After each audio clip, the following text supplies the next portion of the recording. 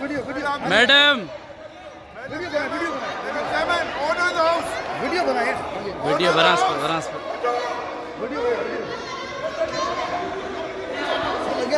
ना ठीक है।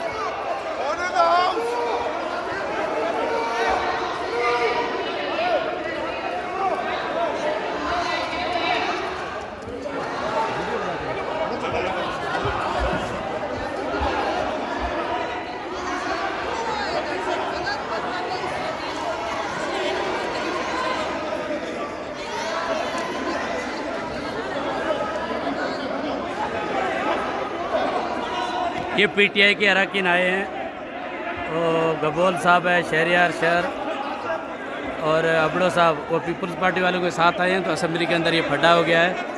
ये पीटीआई और पीपल्स पार्टी के मेंबरान आपस में लड़ रहे हैं, असेंबली के अंदर झगड़ा हो गया है, ये फड्डा हो गया है बड़ा।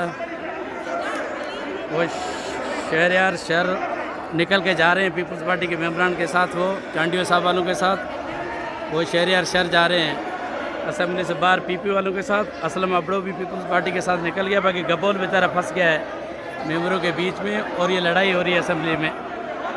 पीपल्स पार्टी और पीटीआई के लोगों का फड्डा हो रहा है। ये देखें, ये देखें, ये देखो, ये देखो, ये क्या हो रहा है।